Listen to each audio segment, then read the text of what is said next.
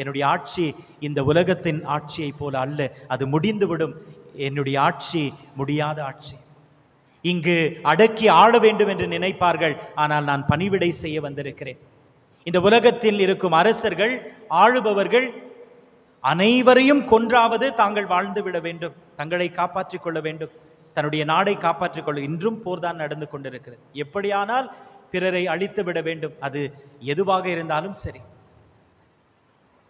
பிறரை அழிக்க வேண்டும் என்று இவ்வுலகத்தின் ஆட்சியாளர்கள், அரசர்கள் நினைத்தால் ஆண்டவர் இயேசு கிறிஸ்து தான் அழிந்து தன்னுடைய உயிரை கொடுத்து அவருடைய ஆட்சியை நிறைவேறுகிறார். யாரையும் கொன்று அல்ல, யாரையும் கொன்று ஆண்டவர் இயேசு கிறிஸ்து தன்னுடைய ஆட்சியை அவர் நிறுவவில்லை.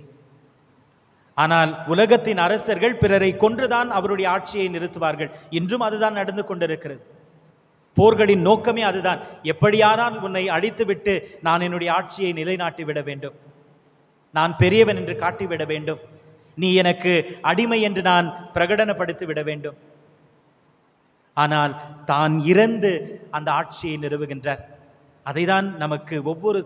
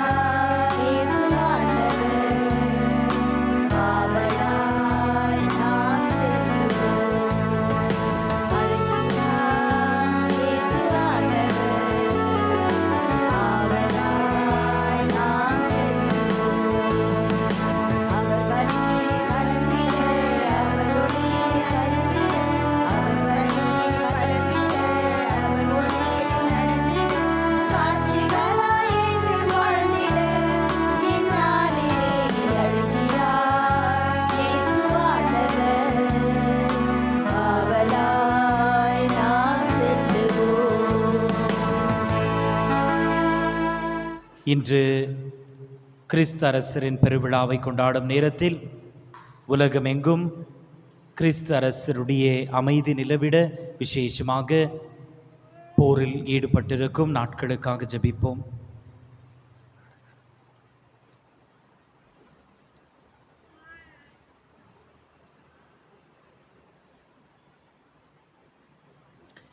தந்தை மகன் தூயாவியாரின் பெயராலே.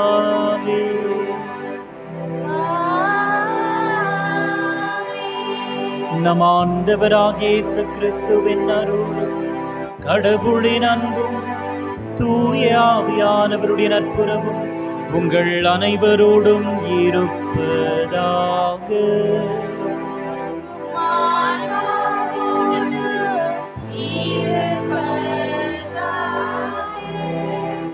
இறை இயேசு கிறிஸ்துவில் என் அன்புக்குரிய சகோதர சகோதரிகளே, அன்பு பிள்ளைகளே, உங்கள் ஒவ்வொருவரையும் வாழ்த்தி அன்போடு இந்த திருபலிக்கு வரவேற்கின்றேன்.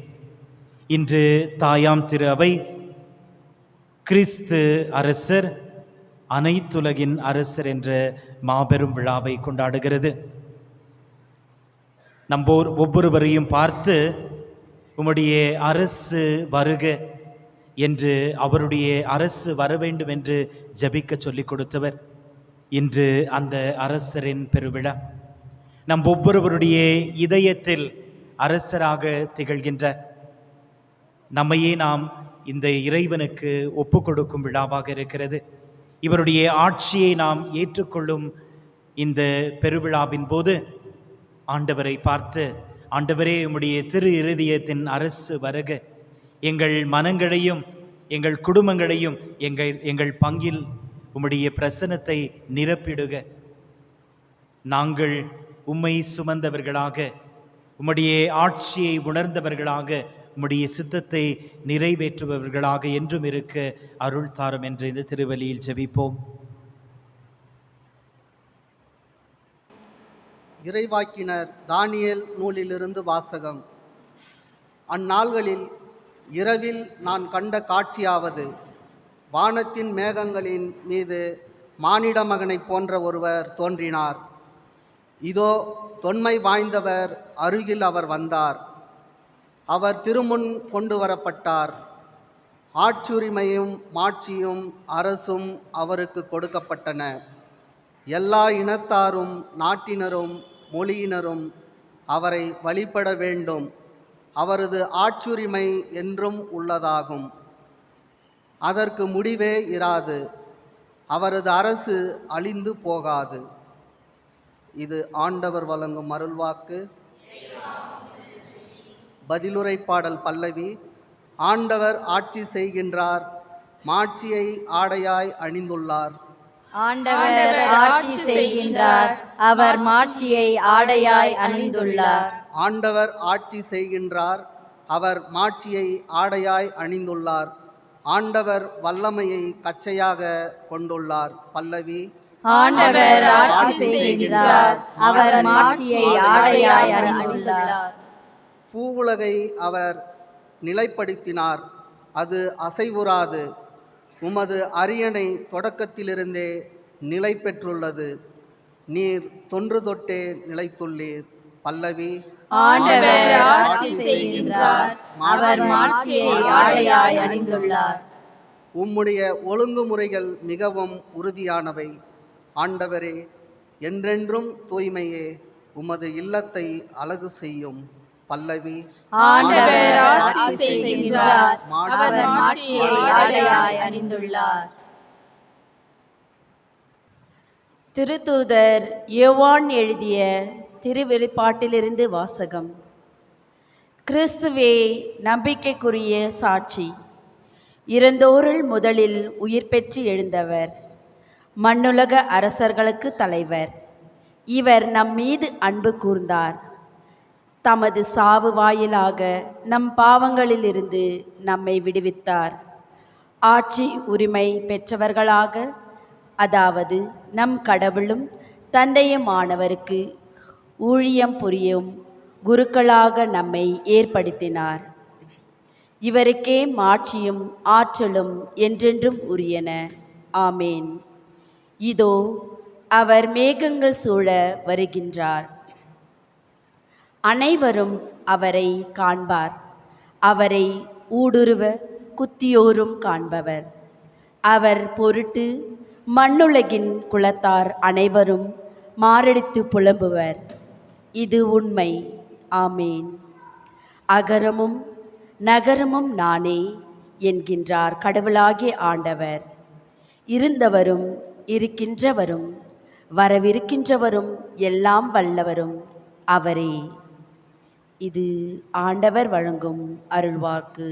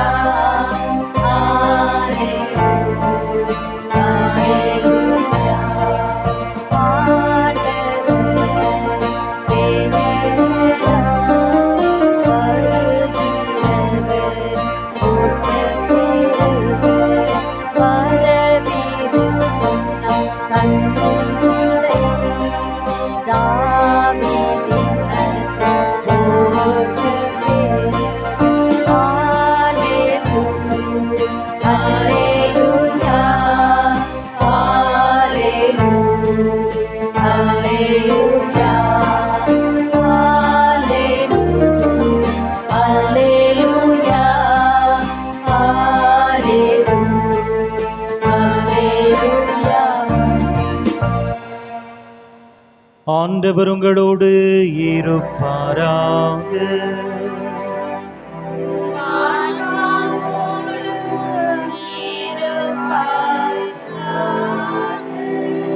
தூய யோவான் எழுதிய பரிசுத்த நற்செய்தியிலிருந்து வாசகம். ஆண்டவரே மாட்சி உமக்கே.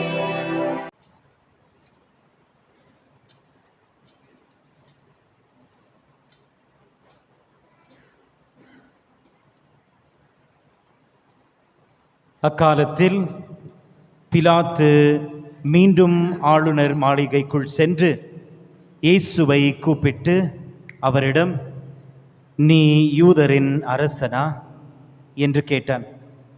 இயேசு மறுமொழியாக, நீராக இதை கேட்கிறீரா, அல்லது மற்றவர்கள் என்னை பற்றி உம்மிடம் சொன்னதை வைத்து கேட்கிறீரா என்று கேட்டார். அதற்கு பிலாத்து, நான் ஒரு யூதனா என்ன? உன் இனத்தவரும் தலைமை குருக்களும் தானே உன்னை என்னிடம் ஒப்படைத்துள்ளார். நீ என்ன செய்தாய் என்று கேட்டான். இயேசு மறுமொழியாக, எனது ஆட்சி இவ்வுலக ஆட்சி போன்றது அல்ல. அது இவ்வுலக ஆட்சி போன்றதாய் இருந்திருந்தால் நான் யூதர்களிடம் காட்டிக் கொடுக்கப்படாதபடி என் காவலர் போராடியிருப்பர். ஆனால் என் ஆட்சி இவ்வுலக ஆட்சி போன்றது அல்ல என்றார். பிலாத்து அவரிடம், அப்படியானால் நீ அரசன்தானோ என்று கேட்டான். அதற்கு இயேசு, அரசன் என்று நீர் சொல்கின்றீர். உண்மையை எடுத்துரைப்பதே என் பணி. இதற்காகவே நான் பிறந்தேன், இதற்காகவே உலகிற்கு வந்தேன். உண்மையை சார்ந்தவர் அனைவரும் என் குரலுக்கு செவி சாய்க்கின்றனர் என்றார். இது கிறிஸ்துவின் நற்செய்தி.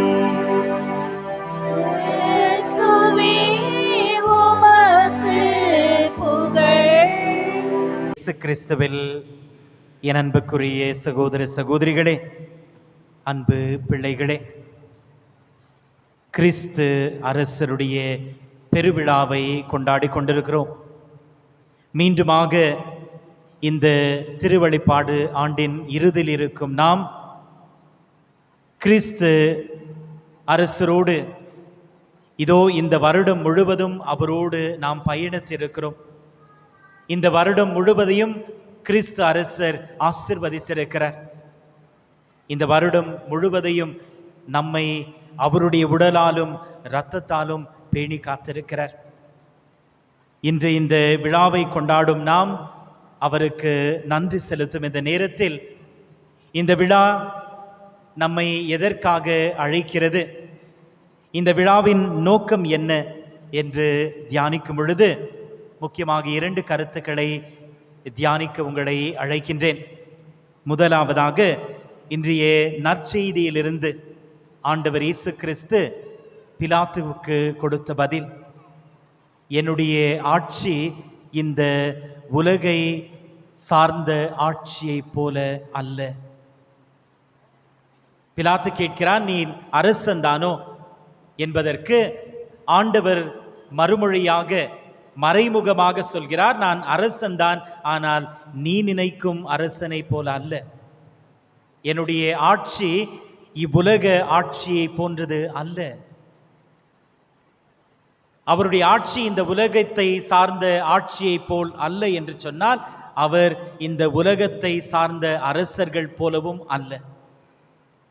அவர் மாறுபட்டிருக்கிறார், வித்தியாசப்பட்டிருக்கிறார். அவருடைய ஆட்சி இந்த உலகை சார்ந்த ஆட்சியை போல அல்ல என்றால், அவர் இந்த உலகத்தை சார்ந்து இருக்கும் அரசர்கள் போலவும் அல்ல. அவர் மாறுபட்ட அரசராக, மாட்சியின் மன்னராக, எசாயா சொல்வது போல, உங்களுக்கு ஒரு குழந்தை தரப்பட்டுள்ளது, ஆட்சியின் பொறுப்பு அவருடைய தோள் மேல் இருக்கும், அவருடைய பெயரோ வியத்தக ஆலோசனையாளர், வல்லமை மிக்க இறைவன், முடிவில்லா தந்தை, அமைதியின் மன்னன் என வழங்கப்படும் என்று எசாயா இறைவாக்கினர் சொல்வார். அந்த மன்னரின் பெருவிழாவைத்தான் நாம் கொண்டாடுகிறோம். அப்படியானால் ஆண்டவர் இயேசு கிறிஸ்துவனுடைய இந்த சொற்களின் ஆழத்தை நாம் இன்று அறிந்து கொள்ள வேண்டும். என்னுடைய ஆட்சி இந்த உலகத்தை சார்ந்த ஆட்சியை போல அல்ல. அப்படியானால் இந்த உலகத்தை சார்ந்த ஆட்சியாளர்களைப் போல, அரசர்களைப் போல அவர் அல்ல. இந்த உலகத்தை சார்ந்த அரசர்களை நாம் பார்க்கும் பொழுது, எல்லா அரசர்களும் பணிவிடை செய்து கொள்ளவும், ஆட்சி புரியவும், தாம் பெரியவர்கள் என்றும் காட்டிக்கொள்ளவும் தான் இருக்கிறார்கள். இன்று வரை அதுதான் நடந்து கொண்டிருக்கிறது. ஆட்சி செய்கிறார்கள், நாம் ஆட்சி செய்யப்படுகின்றோம். ஆனால் ஆண்டவர் இயேசு கிறிஸ்து நமக்கு திட்டவட்டமாக சொல்கிறார், நான் ஆட்சி செய்வது அன்பினால் மட்டும். 2ஆம் வாசகம் நமக்கு அதை எடுத்துரைக்கிறது. எப்பேற்பட்ட ஆட்சி! இந்த உலகத்தை சார்ந்த அரசர்கள் எல்லோரிடமும் சேவை செய்து வைத்துக் கொள்ள வந்திருந்தால், ஆண்டவர் சொல்கிறார், நான் பணியை ஏற்பதற்கு அல்ல, பணி புரிவதற்கு, நான் சேவையை ஏற்றுக்கொள்வதற்கு அல்ல, சேவை செய்வதற்கு வந்திருக்கிறேன்.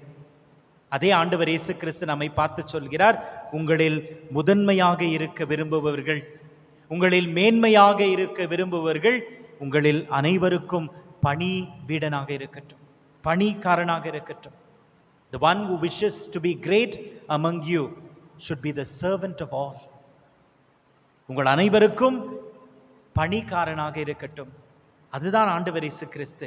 இந்த உலகத்தில் இருக்கும் அரசர்கள் ஆண்டு விட வேண்டும், அடிமைப்படுத்தி விட வேண்டும், நான் தான் பெரியவன் என்று காட்டிக்கொள்ள வேண்டும் என்றால், இதோ இங்கு ஒரு அரசர் இருக்கிறார், நான் பணி பெறுவதற்கு அல்ல, பணி புரிவதற்கே வந்திருக்கிறேன் என்று தன்னுடைய சீடருடைய பாதங்களையும் கழுவினவர். எப்படி மாறுபட்டு நிற்கிறார், எப்படி மாறுபட்டு நிற்கிறார்! இந்த உலகத்தின் அரசர்களை நாம் பார்க்கும் பொழுது, அவர்கள் அரசர்கள், நாம் பிரஜைகள். அப்படிதான். ஆளுபவர்கள், நாம் ஆளப்படுபவர்கள். எப்பொழுதும் பிரஜைகள் அரசர்களுக்கு இணையாக இருக்க முடியாது, ஒரு சமநிலையில் இருக்க முடியாது. அது எப்பவுமே நடக்காது. ஆனால் நம்முடைய அரசரோ நம்மை பார்த்து சொல்வது, இன்று ஏன் இந்த கிறிஸ்து அரசர், என்னுடைய ஆட்சி இந்த உலகத்தை போன்ற ஆட்சி அல்ல. இந்த உலகத்தில் உங்களை அடிமைப்படுத்தி கீழாக பார்த்தால் ஆண்டவர் இயேசு கிறிஸ்து நம்மை எப்படி பார்க்கிறார்? அவர் சொல்கிறார், நான் உங்களை பணியாளர்கள் என்று அழைக்க மாட்டேன். I will not call you servants. நான் உங்களை பணியாளர்கள் என்று அழைக்க மாட்டேன், மாறாக என்னுடைய நண்பர்கள் என்று அழைப்பேன். எந்த அரசரால் தன்னுடைய மக்களை பார்த்து சொல்ல முடியும், நான் உங்களை என்னுடைய நண்பர்கள் என்று அழைக்கிறேன்? அழைத்தது மட்டுமல்ல, அவரே பணியாளராக மாறிவிடுகிறார் நமக்காக. நான் என்னையே உங்களுக்காக முழுமையாக தருகிறேன் என்று அந்த அரசர் நம்மை பார்த்து சொல்கிறார், நான் உங்களை பணியாளர்கள் என்று அழைக்க மாட்டேன், மாறாக நண்பர்கள் என்று அழைக்கிறேன். ஏனென்றால் முதலாளி செய்வது இன்னதென்று பணியாளருக்கு தெரியாது. அரசன் என்ன செய்கிறார், என்ன திட்டமிடுகிறார், பணியாளர்களுக்கு தெரியாது. அரசன் சொல்வதை செய்ய வேண்டும், அதுதான் பணியாளருடைய வேலை. ஆனால் ஆண்டவர் இயேசு கிறிஸ்து சொல்கிறார், முதலாளி செய்வது இன்னதென்று பணியாளருக்கு தெரியாது, ஆனால் என் தந்தையிடம் நான் எதையெல்லாம் கேட்டிருக்கிறேனோ அதையெல்லாம் உங்களுக்கு சொல்லியிருக்கிறேன். ஆகவே தான் நான் உங்களை நண்பர்கள் என்று அழைக்கிறேன். இந்த ஆண்டவர் இயேசு கிறிஸ்து தான் நம்மை பார்த்து சொன்னார், தந்தையை பார்த்து, கடவுளை பார்த்து தந்தை என்று அழையுங்கள். அவரை நாம் தந்தை என்று கூப்பிடும் பொழுது அவருடைய ஆட்சியில் இருக்கும் நாம் அனைவரும் அவருடைய பிள்ளைகளாக இருக்கிறோம். ஒரு ஆட்சியில் அரச குலத்தில் பிறந்தவர்கள்தான் அல்லது அரசருக்கு பிறந்தவர்கள் தான் அவருடைய பிள்ளைகளாக இருக்க முடியும். ஆனால் ஆண்டவர் இயேசு கிறிஸ்துவனுடைய ஆட்சியில் எல்லோரும் அவருடைய பிள்ளைகள் தான். அதைதான் அவர் அந்த ஜெபத்தில் குறிப்பிடுகிறார். தந்தையை பார்த்து, இறைவனை பார்த்து தந்தையே என்று ஜெபிக்கும் பொழுது இந்த ஆட்சியில், இந்த இறை ஆட்சியில் நாம் அனைவரும் அவருடைய பிள்ளைகளாக மாறிவிடுகிறோம்.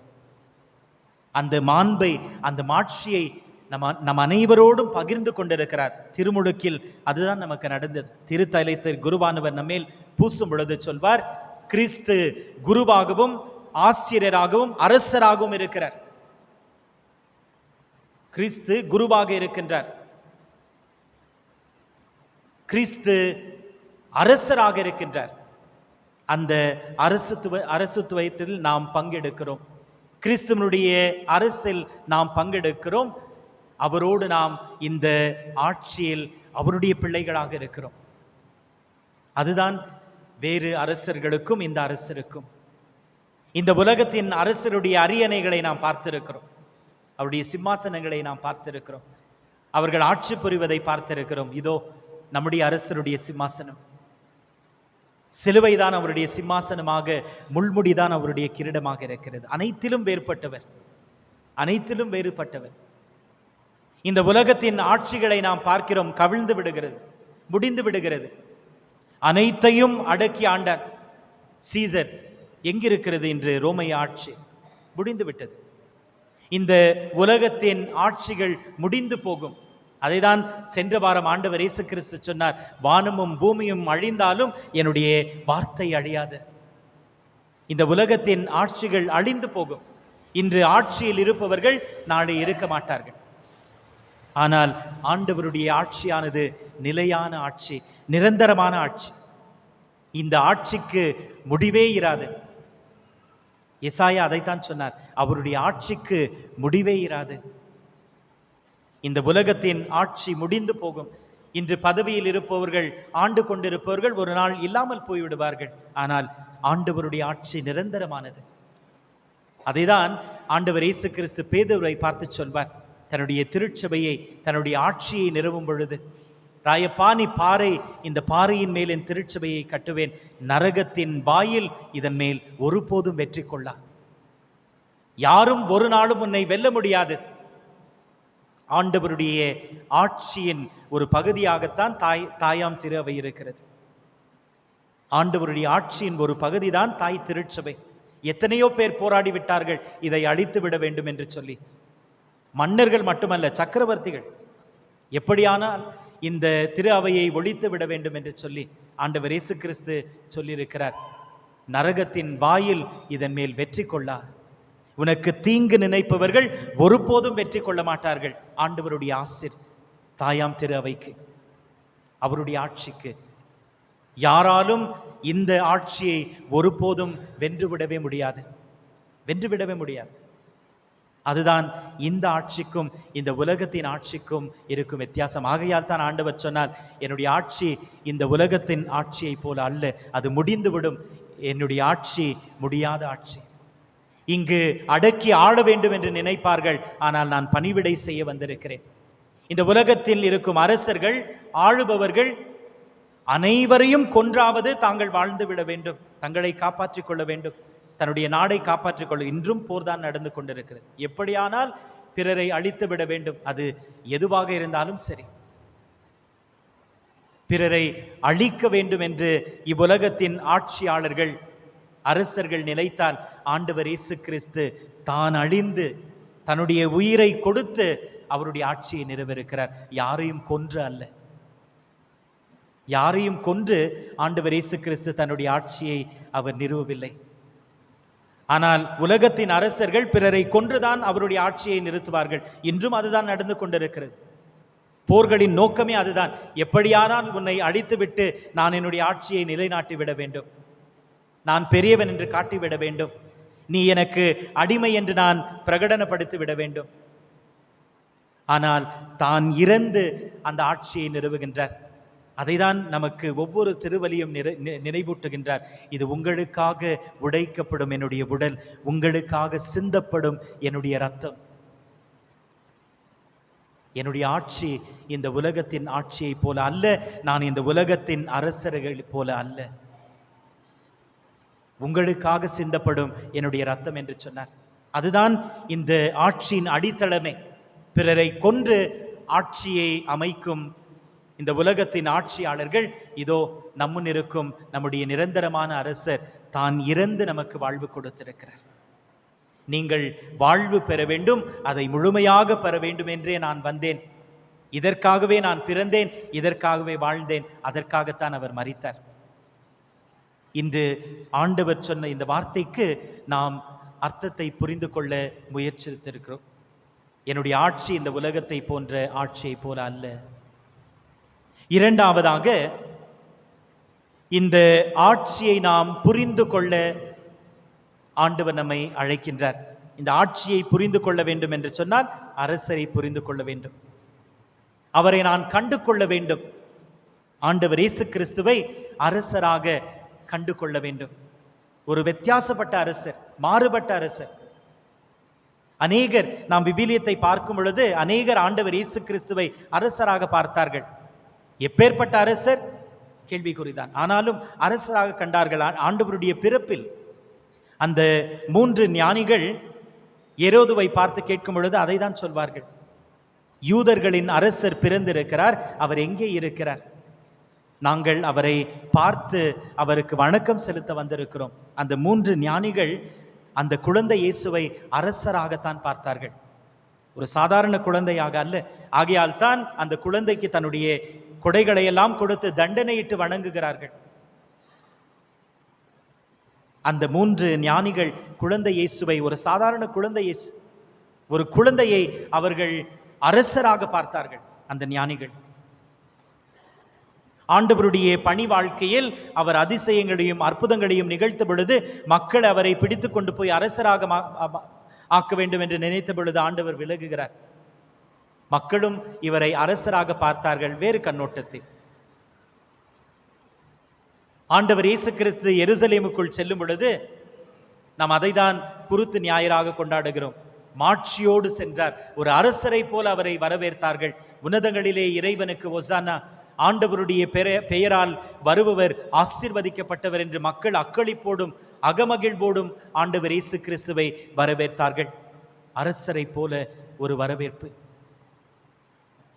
அவர் உயிர் நீக்கும் பொழுது, சிலுவையின் மேல் ஆண்டவர் இயேசு கிறிஸ்து தொங்கிக் கொண்டிருந்த பொழுது ஆண்டவர் இயேசு கிறிஸ்துவை எல்லோரும் எப்படி பார்த்தார்கள் என்றால், இதோ இவர் தோத்து விட்டார், இன்று இவருடைய பணி வாழ்க்கை முடிந்து விட்டது. யூதர்கள் பெருமூச்சு விட்டார்கள், சதிசெயர்களும் பரிசெயர்களும் எல்லாம் நிறைவேறியது, முடிந்தது இன்றோடு, இனி நம்மை எதிர்ப்பவர் ஒருவர் இல்லை என்று ஆண்டவர் இயேசு கிறிஸ்துவை ஒரு தோல்வியாக பார்த்தார்கள். They looked at Jesus as a failure, as a failure on the cross. அனைவருக்கும் அப்படித்தான் தெரிந்தார். அவருடைய சீடர்களும் பயந்து ஓடிவிட்டார்கள். இன்னும் சிலர் அவரை ஏளனமாக பேசுகிறார்கள். நீ மீட்பர் என்றால் சிலுவையில் இருந்து இறங்கி வா. ஏளனமான பேச்சுக்கள். உன்னையே நீ காப்பாற்றிக்கொள், பின்பு எங்களை காப்பாற்று, அப்போது நாங்கள் உம்மை நம்புகிறோம், நீ மீட்பர் தான் என்று சொல்லி எத்தனை ஏளனமான பேச்சுகள். ஆனால் ஒருவருக்கு அவர் அரசராக தெரிந்தார். யாருடைய பார்வைக்கு? யாருடைய பார்வைக்கு ஆண்டவர் இயேசு கிறிஸ்து சிலுவையில் அரசராக தெரிந்தார்? அந்த நல்ல கள்வனின் பார்வைக்கு. அந்த நல்ல கள்வன் ஆண்டவர் இயேசு கிறிஸ்துவை, சிலுவையில் தொங்கும் ஆண்டவர் இயேசு கிறிஸ்துவை பார்த்து சொல்கிறான், ஆண்டவரே, நீர் மாட்சியோடும் அரசுரிமையோடும் வரும்பொழுது என்னை நினைத்து கொள்ளும்.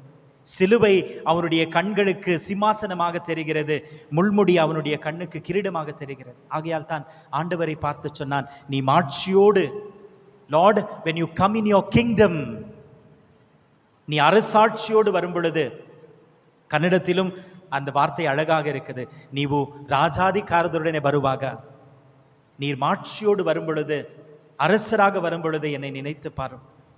அந்த நல்ல கள்வனுக்கு அவர் அரசராக தெரிந்தார். அனைவருக்கும் தோல்வியாக தோற்று போனவராக, அவரை ஏளனமாக பேசிய நேரத்தில் அந்த கள்வன் அவரை அரசராக பார்த்தான். சிலுவை சிம்மாசனமாக, அந்த முள்முடி கிரீடமாக தெரிந்தது. இன்று இந்த அரசரை நாம் கண்டு கொள்ளதான் இந்த பெருவிழா.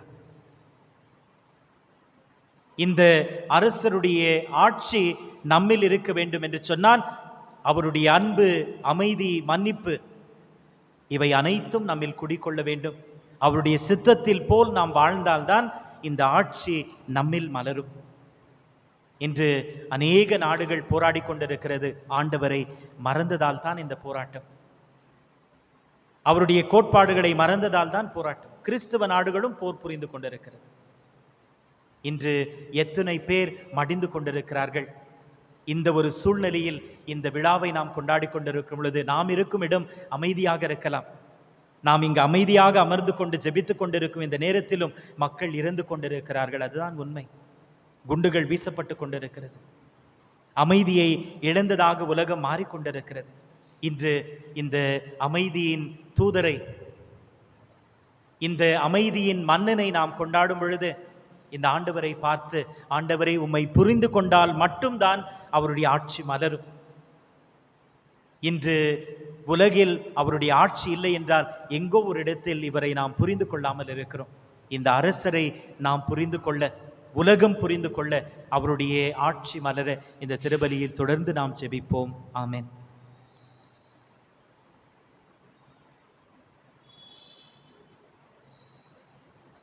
அன்பார்ந்த சகோதர சகோதரிகளே, இந்த அரசர் நம் ஒவ்வொருவரையும் பார்த்து, உங்களை நான் என்னுடைய நண்பர்கள் என்று அழைக்கிறேன் என்று சொல்லியிருக்கிறார். நம்முடைய இந்த அரசரிடம், நம்முடைய அன்புக்குரிய நம்முடைய தந்தையிடம் நம்முடைய விண்ணப்பங்களை இப்பொழுது விசுவாசத்தோடு எடுத்துச் சொல்வோம். உங்கள் பதில், ஆண்டவரே, எங்கள் மன்றாட்டை கேட்டருளும். ஆண்டவரே, எங்கள் மன்றாட்டை கேட்டருளும். எங்கள் திருத்தந்தை பிரான்சிஸ், எமது பேராயர், ஏனைய ஆயர்கள், குருக்கள், கன்னியர், துறவியர் அனைவரும் இறைமக்களை இறை உண்மையின் பாதையில் வழிநடத்தும் நல்ல பணியாளர்களாக என்றும் செயல்பட நல்லருள் தர வேண்டும் என்று இறைவா உம்மை மன்றாடுகின்றோம். ஆண்டவரே, எங்கள் மன்றாட்டை கேட்டருளும். நமது நாட்டை ஆள்கின்ற தலைவர்கள், சமுதாய தலைவர்கள் அனைவரும் ஏழை எளியவர், வறுமையில் வாடுவோர், நோயுற்றோர், ஆதரவற்றோர் மீது பரிவு கொண்டு அவர்களிடம் இரக்கத்துடன் நடந்து கொள்ளவும், அவர்களுக்கு தேவையானவற்றை அளித்துதவவும் நல்ல மனதை தர வேண்டும் என்று இறைவா உம்மை மன்றாடுகின்றோம். ஆண்டவரே, எங்கள் மன்றாட்டை கேட்டருளும். தங்கள் தவறான வாழ்க்கை முறைகளால் திரு அவையை விட்டு பிரிந்து சென்ற சகோதர சகோதரிகள் அனைவரும் ஒப்புரவு அருட்சாதனத்தின் வழியாக உம்முடன் ஒப்புரவாகி உமது அளவற்ற இரக்கத்தையும் மன்னிப்பையும் என்றும் பெற்றுக்கொள்ள வேண்டும் என்று இறைவா உம்மை மன்றாடுகின்றோம். ஆண்டவரே, எங்கள் மன்றாட்டை கேட்டருளும். நமது பிள்ளைகளும் இளைய மக்களும் தங்கள் அன்றாட வாழ்வில் பிறரிடம் இரக்கத்துடன் நடக்க கற்றுக்கொள்ளவும், இயேசுவின் திருமுக ஒளியில் தங்கள் வாழ்வை மாற்றியமைத்துக் கொள்ளவும் அருள் தர வேண்டும் என்று இறைவா உம்மை மன்றாடுகின்றோம். ஆண்டவரே, எங்கள் மன்றாட்டை கேட்டருளும். நம்முடைய தனிப்பட்ட தேவைகளுக்காக ஜெபிப்போம். நம்முடைய குடும்பத்திற்காக ஜெபிப்போம். நம்முடைய குடும்பத்தில் இந்த இறுதி அரசருடைய ஆட்சி நிலவும், அவருடைய சித்தம் நம்மில் நிறைவேறவும் ஜெபிப்போம்.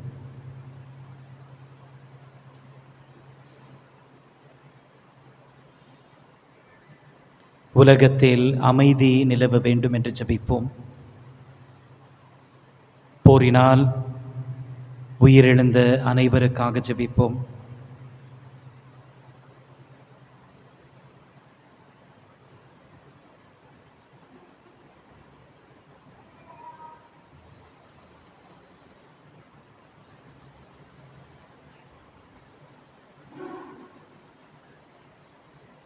நோயுற்றோருக்காக ஜெபிப்போம்.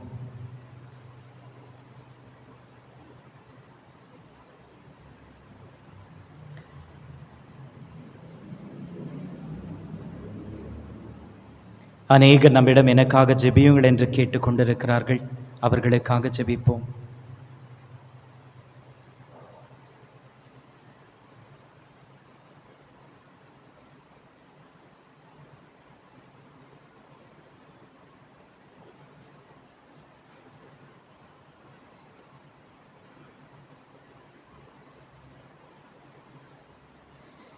அன்பே உருவான இறைவா, உம்முடைய இந்த ஆட்சியில் நாங்கள் உம்முடைய பிள்ளைகளாக இருக்கிறோம்.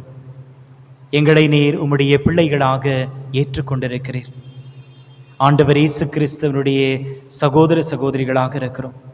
இந்த மாண்பை உணர்ந்து உம்முடைய சித்தம் எங்களில் நிறைவேறச் செய்தருள உம்மை மன்றாடுகின்றோம். எங்கள் ஆண்டவராகிய கிறிஸ்து வழியாக உம்மை மன்றாடுகின்றோம். ஆமென்.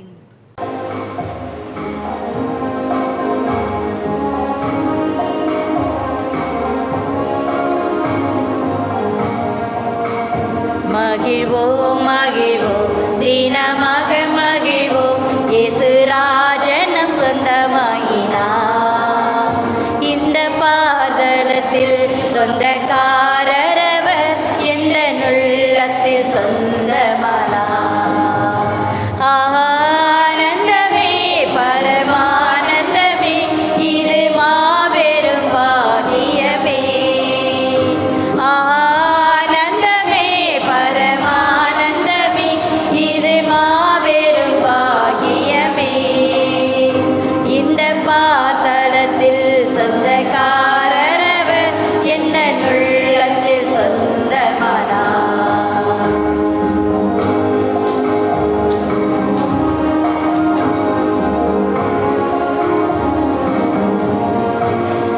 சின்னஞ்சிறு வயதில் என்னை குறித்து விட்டார், தூர போயினும் கண்டு கொண்டார்.